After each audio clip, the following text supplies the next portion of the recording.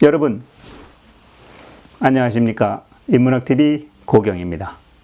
지난 시간에는 사마천사기 주본기 일부에서 주나라의 시조인 후직에서부터 주나라를 세운 고공단보, 그리고 그의 손자였던 서백창 문왕까지의 이야기를 했습니다.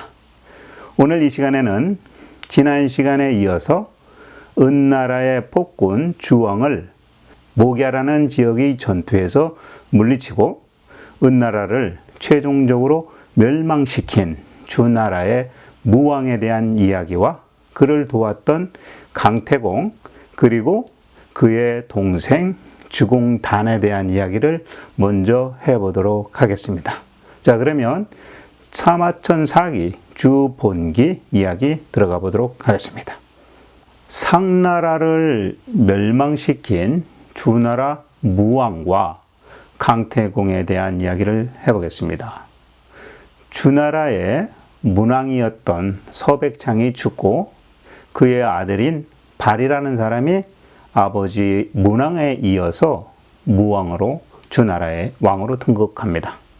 이때 무왕은 왕위에 오르면서 자기의 조력자로 여러 사람을 포진시키는데, 첫 번째는 태공망을 태사로 삼습니다. 그리고 자기의 동생이었던 주공단을 보상으로 삼습니다. 자, 태공망 보상, 제1 권력자, 제2 권력자 이렇게 말씀드릴 수 있겠죠. 그리고 이 무왕은 그 밑에 또 동생들이 여럿이 있는데, 그 중에서 소공과 필공을 좌우에 두면서 이 무왕을 보좌하도록 합니다. 무왕은 아버지 문왕의 전례를 그대로 본받아서 그의 위협을 계승하려고 했던 것이죠. 무왕이 왕위에 오르고 9년이 지났을 때 이 필이라는 지역, 이 필이라는 지역은 지금으로 말하면 장안인데요. 당시에는 함양입니다. 그 근처 지역을 이제 도읍으로 정했던 거죠. 이 필에서 자기의 아버지 문왕을 위한 제사를 지내게 됩니다. 자, 그래서 그 당시에 군사들을 쭉 열병시키고 동쪽으로 진출해 나가서 맹진이라는 지역에 당도를 하게 됩니다. 자, 이 맹진은 여러분들이 쭉 보시면 이 지도상에서 황하강을 건너는 그런 나루터입니다. 지도상으로는 이제 제가 표시를 했으니까 거기에 참조하시면 되겠습니다. 이곳 맹진까지 도착해서 무왕이 아버지인 문왕의 나무로 된 그 묵주를 수레에 싣고 군중 가운데 두고서 무왕이 자기를 태자발이라고 스스로 칭하고 나서 은나라를 정벌하는 것이 문왕의 뜻이지 나의 뜻이 아니다. 아버지의 명에 의해서 내가 은나라를 벌하려고 한다라는 이런 내용을 말하게 됩니다. 자, 여기서 강태공에 대한 이야기를 잠시 하고 넘어가겠습니다. 강태공은 그 당시에 은나라의 마지막 왕이었던 주왕이 포악한 정치를 실행하자 그게 싫어서 관리가 되는 길을 포기하고 고향 땅에 묻혀서 살고 있었습니다. 그 당시 강태공은 집안일에는 전혀 관심조차 두지 않고 낚시만 하고 있는 탓에 강태공의 아내는 결국 집을 버리고 도망갈 정도였다고 합니다. 자, 그렇게 하다 보니까 강태공의 나이가 70이 넘게 되었습니다. 하지만 이 강태공은 언젠가 때가 오면 나를 찾는 사람이 있을 것이다 라는 생각을 가지고 묵묵히 세월을 낳고 있었던 그러한 사람인 거죠. 자, 그때 이 강태공에게 주나라를 세우게 된 문왕이 찾아오게 됩니다. 강태공은 이 문왕이 자기를 찾아오기 전까지 낚시로 인생을 딱 보내면서 때를 기다렸던 거죠. 자, 그 무렵 주나라를 창업하게 된 문왕 서백이 병법책 중에서도 육도라는 책이 있는데, 이게 이제 강태공이 지은 책입니다. 이 육도라는 책을 지은 강태공이라는 사람이 강에서 낚시질을 하면서 세월을 낳고 있다라는 소식을 듣고 강태공을 찾아 나서게 됩니다. 강에서 낚시를 하고 있던 강태공을 만나게 된 문왕은 강태공의 그 외모, 풍모를 딱 보고, 아, 바로 이 사람이라면 내가 궁궐로 모셔가서 스승으로 삼아도 되겠다라고 해서 강태공을 자기의 사람으로 이렇게 받아들이게 되는 거죠. 이때 강태공도 문왕을 쫓아서 주나라로 오게 된 겁니다. 자, 문왕은 이 강태공에게 태공망이라는 호를 지어주게 되는데, 이 태공망이라는 그 호는 주나라의 문왕의 아버지인 계력이 별칭이 태공이었습니다. 근데 이 아버지 태공이 항상 말하기를 어떤 사람이 현자가 와서 이 주나라를 도와가지고 주나라가 천자의 나라가 되게 만들어줄 수 있을 것이다. 나는 그런 사람을 기다리고 있다라고 이렇게 말했다고 합니다. 자, 이에 이 대상이 강태공이 되었고, 바로 여상이야말로 태공이 기다리던 그런 사람이다. 그래서 기다린다는 그 망자를 써서 태공망이라고 호칭을 하게 된 거죠. 자, 그래서 태공망, 강태공, 여상 다 같은 사람이라고 보시면 될 것 같습니다. 이 강태공은 아주 뛰어난 능력을 가진 그러한 사람이었습니다. 이 강태공은 그 뒤로 서백창 문왕을 도와서 주나라를 크게 융성할 수 있도록 조력을 했고, 특히 이 주나라의 군사력에 대한 책임을 맡고 막강한 군사력을 만들어준 그러한 사람이 되겠습니다. 그런데 문왕이 이와 같은 자기의 대업을 다 이루지 못하고 먼저 세상을 떠나게 되었고, 그러자 그 뒤를 이어서 등극하게 된 그의 아들 무왕이 즉위를 했을 때 역시 강태공은 무왕을 도와서 주나라를 창건하는 데 있어서 계속해서 조력을 한 거죠. 그래서 그 아들이었던 무왕 역시 강태공을 자기의 아버지에 이어서 스승으로 모시게 됩니다. 그래서 특히 당시 이 무왕은 강태공을 부를 때 사상보라고 부르면서 아버지처럼 받들었다고 합니다. 그래서 강태공을 무왕이 부를 때는 사상보라고 부르게 된 거죠. 무왕이 즉위한 지 9년째 되던 해, 이 무왕은 아버지의 문왕의 묘소를 참배하고 그의 위패를 수레에 싣고 그 다음에 군대를 이끌고 주지육림에 빠져있는 은나라의 주왕을 칠 원정을 떠나게 됩니다. 주나라가 군사들을 이끌고 막 황하강을 건너고 있을 때였습니다. 갑자기 무왕이 타고 있는 배의 한가운데로 강에서 하얀 물고기가 튀어 올라왔다고 합니다. 이때 무왕이 강태공에게 이렇게 묻습니다. 사상보, 이 일을 어떻게 해석하십니까? 라고 이렇게 물으니까 강태공이 이렇게 대답합니다.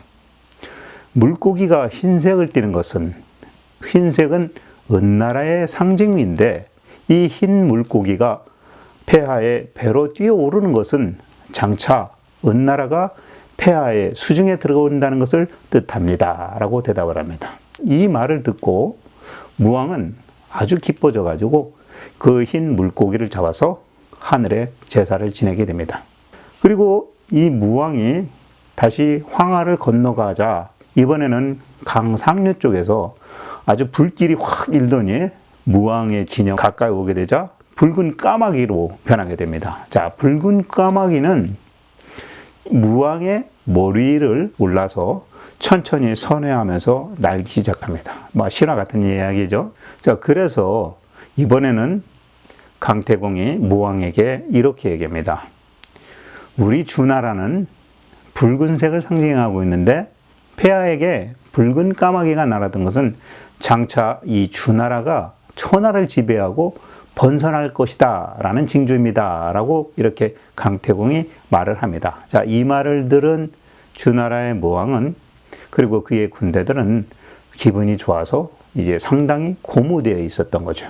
자, 무왕이 태공망과 함께 강을 건너오자 이때 주나라의 주변에 여러 제국이 있는데 그러한 주변 제국들의 그 우두머리들이 약 800명이 쫓아와서 주나라의 무왕과 연합해서 함께 싸우겠다면서 폭정을 일삼는 은나라 주왕을 함께 토벌하자고 이야기를 꺼냅니다. 그때 무왕은 아직은 때가 아니다라면서 다시 주나라로 돌아갑니다. 그러니까 아직은 이 은나라의 주왕을 완전히 물리칠 그러한 건덕지가 없었다라고 판단했던 것 같아요.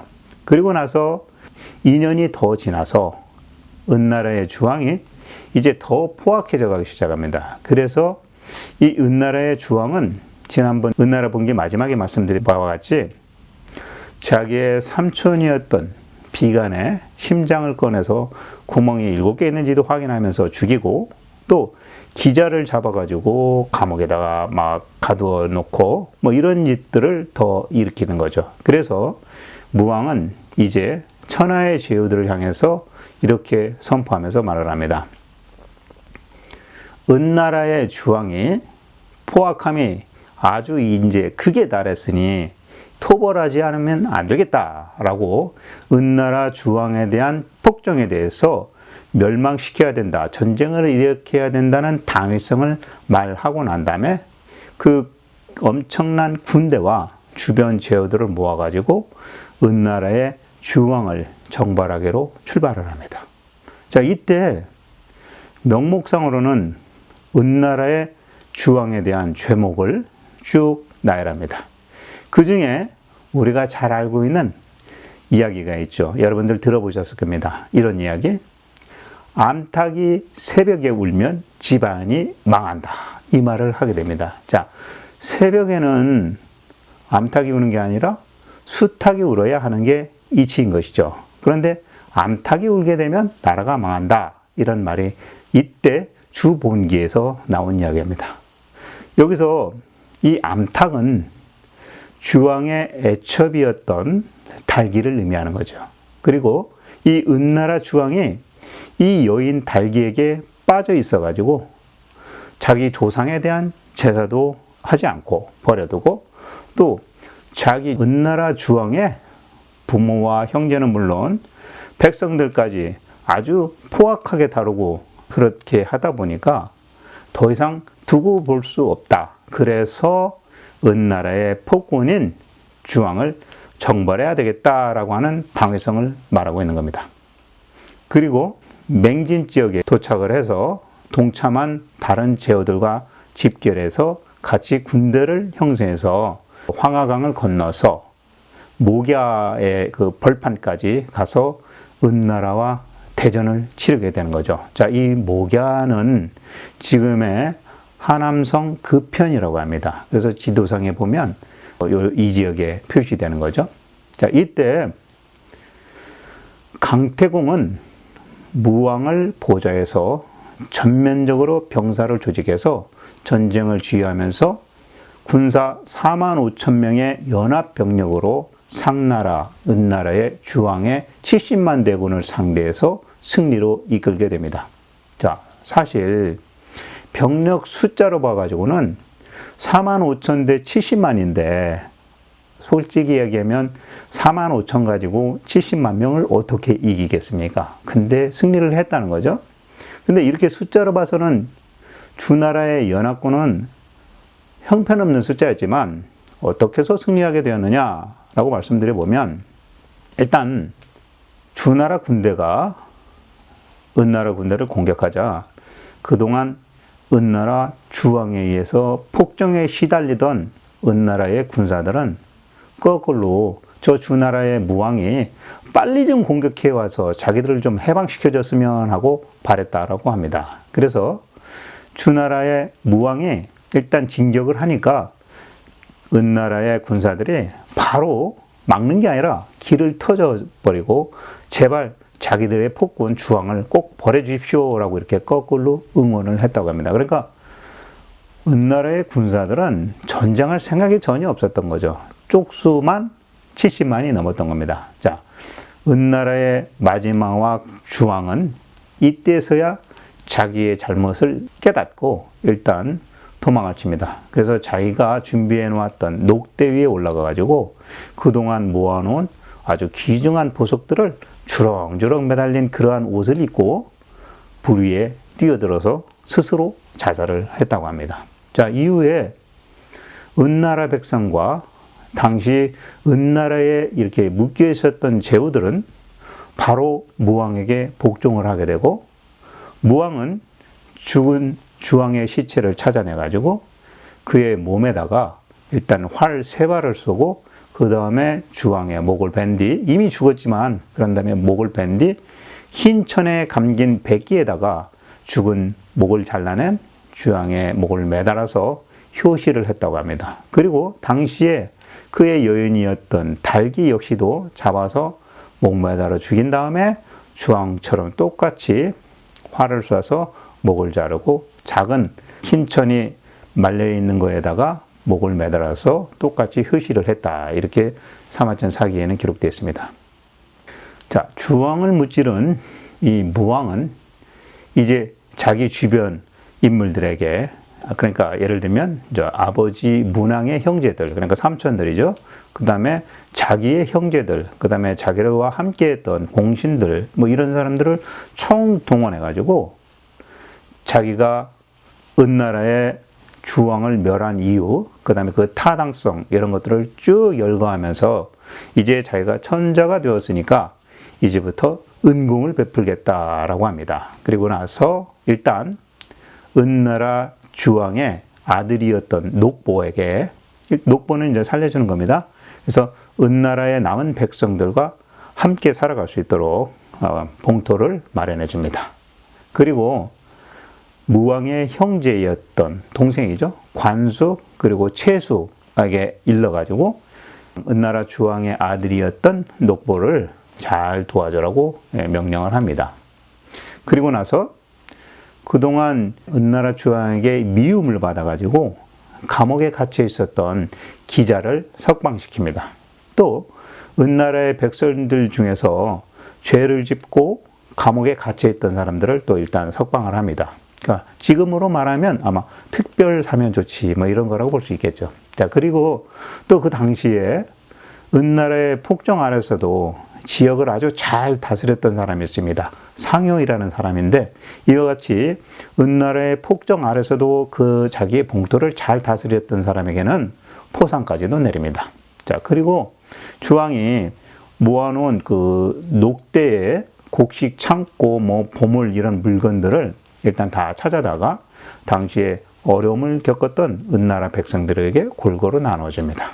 그리고 나서 오랫동안, 그러니까 한나라 때 이후로 천자가 지녀왔던 구정을 일단 은나라에서 보관을 하고 있었기 때문에 그 구정을 주나라 무왕이 챙겨두게 됩니다. 그리고 나서 또 자기의 신하, 그러니까 자기 아버지 무왕 때부터 신하였죠. 이 갱요라는 사람에게 주왕에게 심장을 들여놔가지고 죽게 된 그 비간이라는 사람이 있죠. 그 비간의 묘에 봉분을 또 더해주라고 이렇게 명령을 합니다.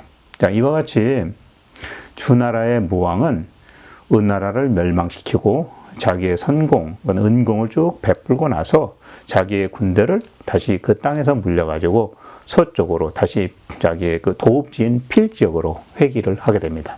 그리고 이어서 이 무왕은 예전 고대 선대로부터 쭉 내려왔던 후손들이 있지 않겠습니까? 예를 들면 어제 분기 때 잠깐 설명을 드렸지만 신농씨의 후손, 그 다음에 황제, 오제 중에서 첫 번째 황제의 후손들, 그 다음에 요임금의 후손들, 또 순임금의 후손들, 그리고 하임금의 후손들, 뭐 이런 사람들에게 그 후손들이 먹고 살 수 있고 또 제사를 올릴 수 있도록 여러 지역에 봉토를 주고 제후처럼 대우를 합니다. 자, 그리고서 이 무왕은 당시에 은나라를 멸망시킬 때 도움을 줬다는 여러 공신들, 또 자기 형제들이 있지 않겠습니까? 이런 사람들에게 이제 봉분을 시작합니다. 자, 이때 이후로 어떻게 보면 봉건제가 시작된 것이죠. 자, 그래서 각 지역에 자기를 도왔던 사람들을 포석하기 시작합니다. 이때 이 봉분을 한번 알아보도록 하겠습니다. 이 봉분에 의해서 이제 나중에 춘추 전국 시대까지 각 제국에서 그래도 이름 있는 그러한 제후들은 쭉 이어지게 되는 거죠. 그 중에서 사상보, 태공만 강태공입니다. 이 사상보의 공이 가장 으뜸이다라고 생각해서 가장 먼저 상보의, 그러니까 태공망이 출신지인 영구입니다. 영구라는 지역에 봉을 하고 이 사람의 나라를 제 나라라고 이렇게 명합니다. 자, 영구는 지금은 제남이라고 하는 거죠. 그리고 나중에 이제 한나라나 뭐 이런 때는 임제였습니다. 그 지역입니다. 거기에 태국망을 제로 봉하고 제 나라를 이제 서유하는 거죠. 그리고 나서 무왕의 동생이었던 주공단을 곡부에 봉하게 됩니다. 그리고 나라의 이름을 노나라라고 하는 거죠. 그러니까 노나라의 시작은 주공단입니다. 또 그 밑에 자기의 동생 중에 소공석이 있습니다. 이 소공에게는 연나라 땅에 있죠. 나중에 연나라가 되는 그 연나라 지역에 봉을 합니다. 그리고 또 동생 중에 이제 숙선, 그 다음에 숙탁이 있는데 이제 관체라고 하는데 숙선은 관 지역에, 그리고 동생인 숙탁은 체에 봉을 하게 됩니다. 그리고 나머지 다른 사람들도 이제 각기 순서에 따라서 분봉을 해가지고 다들 제후로 임명을 하게 됩니다. 자, 그러고 난 다음에 이 무왕은 앞으로 이제 지속적으로 이 주나라를 잘 번창시킬 생각에 이제 몰두를 하게 되죠. 그렇지만 뭐 결국은 이 무왕도 시간이 흘러서 몸이 허약해져서 죽게 됩니다. 자, 그때 이 무왕의 아들 태자가 송이라는 사람이 있었는데 이 송이 무왕의 왕위를 물려받아 가지고 주나라의 성왕이 되는 것이죠. 자, 여기까지가 무왕에 대한 이야기였습니다.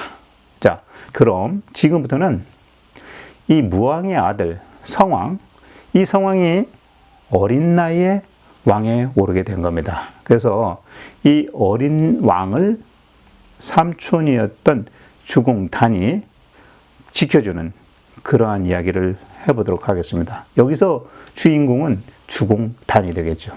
자, 주공단은 이미 이야기를 드렸습니다만 주나라 문왕의 아들입니다. 그래서 무왕과는 형제지간이었죠. 사실 무왕의 동생이었습니다. 근데 이 주공단은 형인 무왕을 보좌하면서 또 무왕이 죽고 난 다음에 무왕의 아들인 성왕을 보좌했고 주나라 건국 이후에 불안정했던 이 정국을 안정시키는 데 큰 공헌을 한 사람입니다. 그리고 이 주공단은 당시에 강태공, 그 다음에 소공석과 함께 주나라의 창업 공신 가운데 또 한 사람이었습니다. 자, 형이었던 무왕을 도와서 은나라를 토벌한 공으로 주나라가 성립된 뒤에 이 주공단은 아까 말씀드린 바와 같이 곡부라는 지역에 봉해져 가지고 노나라의 제후가 되는 거죠. 근데 이 주공단은 아직은 이 주나라의 천하가 안정되지 않았다라는 그러한 이유로 자기의 봉지인 노나라로 가지 않고 대신해서 자기의 아들인 백금이라는 아들에게 노나라로 가서 일단 통치하게 하고 이 자신은 호경, 이 호경이 이제 주나라의 수도가 되겠죠. 이 호경으로 돌아와서 성왕을 보좌하면서 주공이 되었던 것입니다. 자, 앞서 무왕이 주나라를 개국한 지 얼마 되지 않아서 병을 얻게 돼서 위독해졌을 때 주공은 자기 형을 위해서 하늘에 대해서 기원을 올리는데 형이 아픈 것보다도 차라리 내가 아파서 내가 죽겠으니 나를 죽여주시오라는 그러한 기도를 올립니다. 형인 무왕의 병을 낫게 해달라고 기원을 했었던 것이죠. 근데 이 무왕은 일시적으로 그 당시에 병을 회복하는 듯 했지만 결국 무왕의 병으로 사망하게 되고 무왕의 남겨둔 어린 아들 성왕이 즉위를 하게 됐던 거죠. 그러니까 자기의 형제였던 또 다른 연나라 소공석과 함께 이 주나라를 자기 조카 성왕을 대신해서 섭정을 하기 시작합니다. 자, 이와 같이 주공단하고 소공석이 함께 성왕을 대신해서 주나라를 이끌어가면서 섭정을 하게 되니까 같은 형제였던 관숙과 최숙도 이거를 시기하게 돼서 예전에 무왕이 은나라의 주왕의 아들 무경, 이제 아까 말씀드렸던 사람입니다.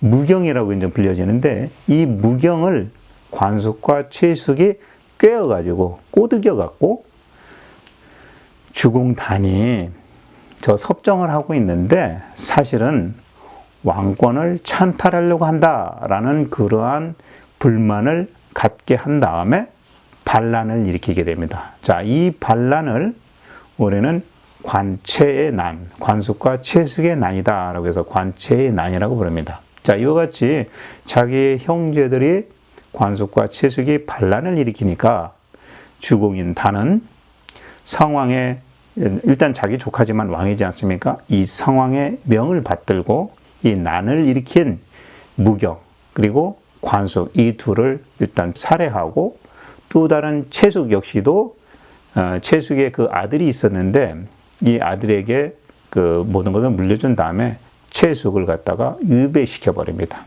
자, 그래서 반란을 일으켰지만 결국 주공단에 의해서 그 반란이 제압이 되었던 거죠. 그리고 나서 이 성왕이 어린 나이에 등극을 하였지만 7년 뒤에 어느 정도 성장이 돼서 성인이 되었을 때 이 성왕에게 주공단, 삼촌 주공단은 자기가 대리청정했던 모든 정권을 자기 조카였던 성왕에게 다시 돌려주고 제의의 지유로 돌아가게 됩니다. 자, 지금의 이 우리가 이제 낙양이라고 부르는 지역인데요. 그 당시는 나급이라고 합니다. 그래서 그 나급에 이 주공단이 옮겨가서 그 지역에 자리를 잡고 나급을 주나라의 제2의 수도로 키우게 됩니다. 그래서 여기서 이제 뭐 부도라고 하는데 호경이 첫 번째 주나라의 가장 큰 도시고 그 다음에 두 번째가 낙양이라고 보시면 될 것 같습니다. 자, 그리고 이 낙양에다가 주공단은 하나라 때부터 쭉 물려 내려왔던 천자의 어떤 구심점이 될 수 있는 9개 줄을 당시에 9개의 줄을 상징하는 구정을 하나라, 은나라까지 왔을 때 그걸 은나라로부터 물려받지 않았습니까? 그 구정을 나급이라는 곳에 보관하게 한 사람이 주공단이다라고 말할 수 있겠습니다. 자, 이렇게 해서 주공단이 성왕까지 해서 주나라를 안정화시킨 다음 약 500년 정도가 더 지난 춘추시대의 인물 중에서 우리가 잘 알고 유학을 정립하게 된 공자가 나타나죠. 이 공자는 원래 출신 지역이 곡부입니다. 그러니까 노나라 출신인 거죠. 결국 노나라는 주공단의 나라였던 거죠. 그래서 이 공자는 주공단을 이와 같이 자기의 조카의 어린 왕을 보필해서 대리청정을 하고 다시 그 왕에게 모든 권한, 천자의 권한을 돌려줬다. 이런 그 내용을 가지고 주공단에 대해서 아주 이상적인 그러한 성인으로 이렇게 추켜 세우고 또 공자는 꿈속에서도 이러한 주공단을 보고 싶다라고 하면서 흠모하는 그런 인물로 공자가 또 추가로 소개를 하고 있는 거죠. 자, 이후에 주나라의 성왕과 또 그 성왕의 아들 강왕 뭐 이렇게 해서 주나라는 점차 안정되어 가고 또 이 왕들이 집권하고 있을 때 약 40여 년 동안 형벌을 쓸 일이 없었다라고 사마천은 기록을 하고 있습니다. 자, 그리고 이 강왕이 죽고 난 다음에 또 소왕이 물려받아 가지고 계속해서 왕위를 물려가는 거죠. 그 다음에 또 모광 이렇게 이어지게 됩니다. 자, 그래서 여기까지 여러분들에게 그 왕위권을 쭉 얘기했는데 모광 이야기까지는 좀 더 해보겠습니다. 자, 모광 때 돼가지고 약간 주나라의 어떤 그 위기가 살짝 닥치게 됩니다. 그래서 이 모광은 자기 아버지였던 소왕이 원정을 갔다가 못 들어가고 죽게 되었어요. 그래서 나라의 기운이 조금 쇠약해졌는데 그때 그 국력을 다시 회복하기 위해서 인재를 등용해야 되겠다라는 생각을 갖고 어느 정도 노력을 합니다. 그래서 조금 국력이 다시 회복은 되었습니다. 근데 이 모광이 거기다 하나 더해서 조금 더 나아지니까 이번에는 자기들 주왕을 자주 침탈해왔던 견융족이라고 있는데 이 견융족을 정발하겠다라는 주장을 합니다. 그러니까 그 당시에 신하 중에 하나였던 모보라는 사람이 우리는 아직까지는 견륜족을 칠 만한 그러한 여건이 안 된다라고 하면서 말립니다. 근데 결국 이 모광은 그 말림을 거부하면서 결국 견융족 토벌에 이렇게 나서게 됩니다. 하지만 거기서 큰 이득을 얻지는 못하게 됩니다. 그리고 나니까 당시에 나라가 이제 전쟁을 하거나 뭐 이런 어려운 뭐 이민족을 치거나 이럴 때는 항상 흔들리기 마련인가 봅니다. 그래서 그 지역 주변에 주나라 지역의 제후들이 이제 슬슬 서로 화목해지지 않고 이제 싸우게 됩니다. 그러면서 서로 간에 어떤 의심스러운 것에 대해서 불화가 자꾸 일어나고 하니까 이 모광이 그때 자기의 신하 중에서 보우라는 사람입니다. 그는 왕을 보필해 주는 사람이죠. 이 보우에게 형벌제도에 대해서 한번 만들어봐라 해가지고 이 형벌제도를 만들게 됩니다. 그러니까 지금으로 치면 형법을 제정하게 된 거죠. 자, 이와 같이 주나라가 창업 이래로 순탄하게 잘 지내다가 모광 때 와서 제후들 간에 이제 갈등이 빚어지게 됩니다. 그래서 모광은 그때부터 형법에 대한 법을 제정하게 된 거죠. 자, 우리가 법이 사실은 좋은 것 같지만 법 그 자체가 문제가 있을 때 제한을 들기 위한 그러한 속박, 구속 그런 범위를 갖는 거기 때문에 이 어찌 보면 이 형법을 제정했다라고 하는 것은 주나라가 이제부터는 조금씩 문제가 되는 그러한 천자의 나라로 변화되고 있다라고 우리가 볼 수 있겠습니다. 자, 여기까지 오늘 주나라의 왕들 중에서 무왕, 그리고 성왕, 그 다음에 모광까지 쭉 말씀드렸습니다. 자, 다음번 회에서는 이제 주나라가 서주에서 어려움을 당하게 되는 그러한 왕들을 쭉 말씀드려 보도록 하겠습니다. 그래서 등장하는 사람들이 일단 서주를 어렵게 만든 왕 3명이 있습니다. 그래서 첫 번째, 여자 때문에 자기 제국을 멸망시킨 공황 이야기, 그 다음에 왕이지만서도 재물을 탐내가지고 백성들을 아주 속박시켰던 여왕 이야기, 그리고 여자의 웃음을 위해서 봉화를 피워가지고 제후국들을 놀려먹었던 중국판 양치기 유왕에 대한 이야기를 하는 시간을 가져보도록 하겠습니다. 자, 지금까지 인문학TV 고경이었습니다. 다음번 영상 기대해 주시고요. 오늘 여기까지 시청해 주셔서 감사합니다. 제 오른편에 저희 사진 눌러주시면 구독 신청 되시겠고, 제 왼편으로는 주분기 의전 영상들 올려놨습니다. 자, 지금까지 시청해 주셔서 감사합니다. 다음에 또 뵙겠습니다.